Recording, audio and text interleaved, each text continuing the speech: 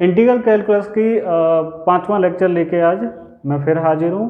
और ये जो इससे पहले 4 लेक्चर हो चुके हैं जिसमें गामा फंक्शन का डेफिनेशन, गामा फंक्शन का प्रॉपर्टी और गामा फंक्शन पे 4 क्वेश्चन अब तक हो चुके हैं। ठीक है, 3 जिसमें से मैंने 3 क्वेश्चन कराए, एक मैंने होमवर्क में दिया था, तो ऑल ओवर मिला के 4-5 क्वेश्चन हो चुके हैं।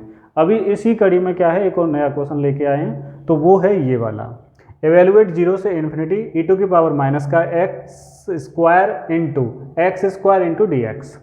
अब इसको क्या करना है, हमें सॉर्ट आउट करना है। देखो हमारा जो बेसिक फार्मूला है गामा फंक्शन के, वो ये 5 फार्मूला हैं। अगर आपको ये याद है तो ऐसे क्वेश्चन करने में ज़्यादा आपको टाइम नहीं लगेगा, बशर्ते ये 3-4 फार्मूले जरूर आपको याद होने चाहिए। सबसे पहले आपको प्रॉपर्टी याद होने चाहिए गामा फंक्शन का, और दूसरा फार्मूला ये सबसे ज़्यादा इंपॉर्टेंट और सबसे ज़्यादा यूज होने वाला फार्मूला, एक तो ये आता है और दूसरा ये क्वेश्चन, मतलब ये दोनों इंपॉर्टेंट हैं। अगर आपको ये नहीं आते हैं तो आपको दिक्कत आएगी गामा फंक्शन के अंदर। गामा फंक्शन का हम क्यों यूटिलाइज करते हैं, क्योंकि इंटीग्रल कैलकुलस को सॉर्ट आउट, मतलब एक तो होता है इंटीग्रेशन करना, तो वो क्या होता है काफ़ी लॉन्ग लेंदी हो जाता है, तो उसको सॉर्ट आउट करने के लिए एक फंक्शन बनाया था गामा फंक्शन।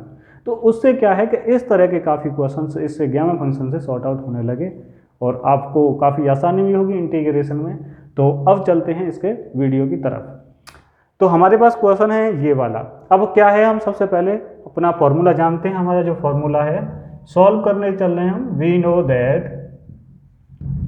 नो दैट हमारे पास में क्या है, गामा एन, और ये क्या है 0 से इन्फिनिटी, और ई टू की पावर माइनस के एक्स इंटू एक्स की पावर एन माइनस का 1 इंटू डी एक्स। ये हमारा क्या है, एक डेफिनेशन है। अब देखो हमारा इसके द्वारा हम इसको चेक करते हैं तो काफ़ी हद तक इससे ये मैच करता है। बस कुछ चीज़ें क्या है, चढ़ा बढ़ा के घटा चढ़ा के उसको सॉर्ट करना है। तो हम सबसे पहले अब क्या करेंगे, इसमें पुट कर देते हैं। पुट क्या करेंगे, हम पुट करेंगे हम एक्स स्क्वायर की जगह पे, क्वेश्चन में हमारे में दे रखा है एक्स स्क्वायर, तो इसकी जगह मैंने क्या करता हूँ, मैं लेट कर लेता हूँ टी।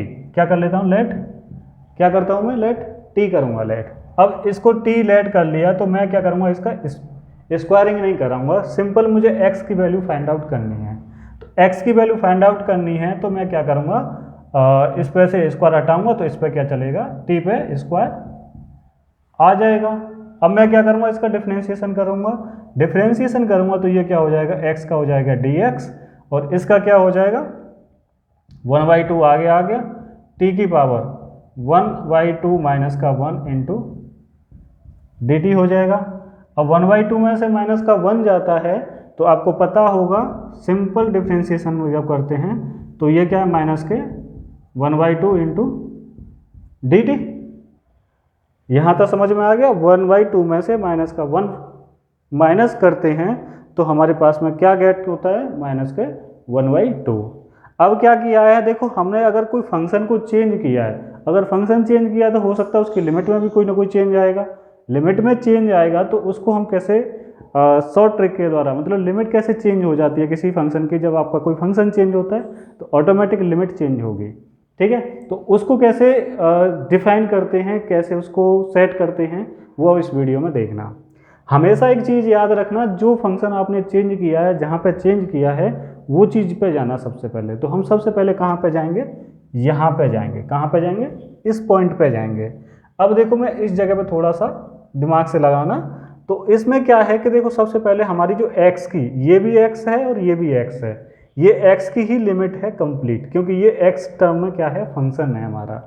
तो हम क्या करेंगे, अब क्या किया था हमने, x की जगह पे यहाँ पे क्या है हमारा 0 है, तो हमें क्या करना है, t की वैल्यू फाइंड आउट करनी, और यहाँ पे क्या है, x इन्फिनिटी है, तो t की लिमिट क्या हो जाएगी।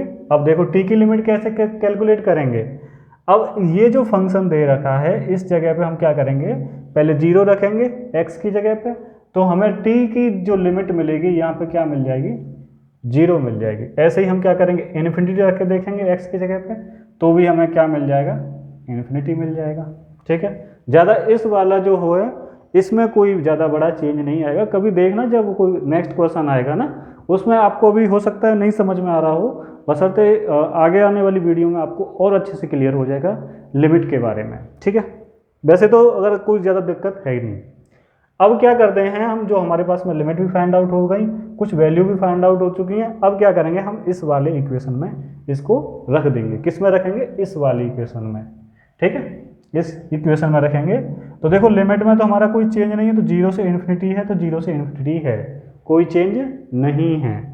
अब उसके बाद में फिर क्या है, e2 की पावर, e2 की पावर में e में कोई डिफरेंस नहीं आएगा, ये क्या है एक्स स्क्वायर है, क्लियर है। और देखो यहाँ पे एक्स स्क्वायर का वैल्यू क्या है, माइनस का टी हो जाएगा, क्योंकि ये माइनस का लगा हुआ है, एक्स स्क्वायर की जगह मैंने क्या किया, टी रख दिया।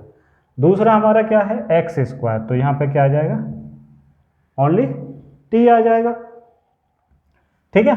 अब क्या करते हैं, तुम्हारे पास में एक और चीज़ बचती है dx। अब dx का हमारे पास में वैल्यू कितना निकल के आया है, 1/2 इंटू टी की पावर माइनस के 1/2 इंटू डी टी।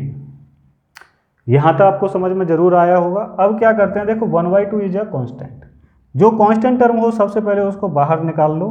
तो ये क्या है 1/2 और ये क्या है 0 से इन्फिनिटी e2 की पावर माइनस के टी। अब इन दोनों को देखो, इसका क्या है वैल्यू 1 है, इसकी पावर क्या है 1 है, और इसका माइनस के 1/2। तो आपको पता होगा क्या आ जाएगा यहाँ पर, सीधा सीधा 1/2 इंटू डी टी। अब देखो कोई चीज़ इसमें क्या क्या कहाँ तक मैच कर रहा है। देखो कांस्टेंट टर्म को थोड़ा सा टाइम भूल जाओ, देखो इससे मैच कराएंगे। अब क्या करेंगे, हमारा जो फॉर्मूला है ना, हम उससे क्या करते हैं, इसको कंपेयरिंग कराएंगे। अब देखो 0 से इन्फिनिटी, 0 से इन्फिनिटी, e2 की पावर माइनस के टी है, इसमें माइनस का x है, कोई दिक्कत नहीं है, क्योंकि यहाँ पे भी नेक्स्ट टर्म में हमारा क्या है t है, हमने t के फॉर्मेट में कर लिया है, ठीक है। अब देखो यहाँ dx है, यहाँ dt है, कोई दिक्कत नहीं है, बशर्ते दिक्कत कहाँ पे आ रही है, सिंपल इस पॉइंट पे आ रही है। अब इस पॉइंट को आपको पता होगा, हम और अच्छे से अपने तरीके से इसको सॉर्ट आउट कर सकते हैं। हमें किस फॉर्मेट में बनाना है, n-1 के फॉर्मेट में, कहने का मतलब माइनस का 1 पीछे आना चाहिए, इसका कुछ भी करना है सो वो कर लेना, ठीक है। तो अगर इसको सॉर्ट आउट करते हैं तो 1/2 0 से इन्फिनिटी और e2 की पावर माइनस के t, और ये हो जाएगा t की वैल्यू 3/2 माइनस के 1 और ये इंटू dt। आई होप यहाँ तक आपको जरूर समझ में आया होगा, कोई दिक्कत वाली बात नहीं है। अगर इसको कैलकुलेट करोगे तो भी हमारा क्या आएगा 1/2 आएगा, क्या आएगा 1/2 आएगा। अब इसको सॉर्ट आउट करो। अगर ये चीज़ अगर आपको देखना है तो अब देखो इसका ये जो पूरा फॉर्मेट है वो किससे मैच कर रहा है, ये कर रहा है। बस हमें क्या है, देखो ये क्या है गामा n का चल रहा था, तो हमें क्या n की वैल्यू हमें क्या है यहाँ पे 3/2, तो हमारा 1/2 तो चल ही रहा है, तो यहाँ पे क्या आ जाए गामा 3/2 आ गया, क्लियर है। यहाँ तक क्या आया, यहाँ पे गामा 3/2 आ गया। अब इसके बाद में हमारा क्या है 1/2। अब इसको गामा के फॉर्मेट से हम क्या करेंगे, इसको निकाल रहे हैं, निकालते हैं तो क्या होता है कि अब इसको 3/2 को हम गामा फंक्शन में लिखेंगे। इसके लिए हमारा जो फॉर्मूला फिट करेगा वो ये वाला करेगा, ठीक है, n+1, और फिर क्या हो जाता है n गामा n।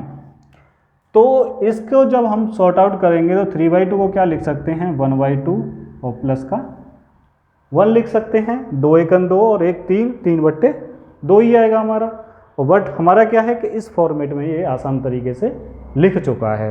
अब इसको जब हम नेक्स्ट करेंगे तो ये हमारा किस फॉर्मेट में आ जाएगा, देखो ये n क्या होता है, ये जो n है ये क्या होता है बाहर आ जाता है, तो ये बाहर आ गया 1/2 और अंदर क्या है तुम्हारा, क्या बचेगा n बचेगा। कहने का मतलब n कौन सा था तुम्हारा, ये वाला टॉपिक है, ये वाला मतलब वैल्यू है n हमारा। ये मैंने जो तीसरा लेक्चर है ना उसको देखना, उसमें और अच्छे से बताया है, ठीक है। तो यहाँ पे क्या कर बचेगा गामा 1/2। अगर इतना सब कुछ होने के बाद में अब अगर ये फॉर्मूला की तरफ देखोगे तो गामा 1/2 का वैल्यू क्या होता है, √π होता है। तो हम क्या करेंगे डायरेक्ट इसको वहाँ पे रखेंगे। अब इसको कैलकुलेट कर लो, इसको तो 1/4 और ये क्या है √π, यही इसका आंसर हो जाएगा। काफ़ी आसान है, ज़्यादा इतना डिफ़िकल्ट करने की बात नहीं है, और बहुत अच्छा। देखो अगर आप इसको इंटीग्रेशन करोगे तो कितना टाइम लगेगा, ये पूरा बोर्ड भर जाएगा आपका फिर भी नहीं हो पाएगा, आपको सॉर्ट आउट होंगे। बस गामा फंक्शन से क्या हमें फ़ायदा हो जाता है, गामा फंक्शन से सॉर्ट आउट हो जाता है और काफ़ी आसान होता है, जिससे क्या है इंटीग्रेशन में काफ़ी अच्छी चीज़ें मिलती रहती हैं, है ना। देखो ये कुछ ज़्यादा बड़ा नहीं है, सिर्फ 2 फॉर्मूलों का कमाल है और आसान हमारा क्वेश्चन हो गया। ठीक, thank you for watching my video.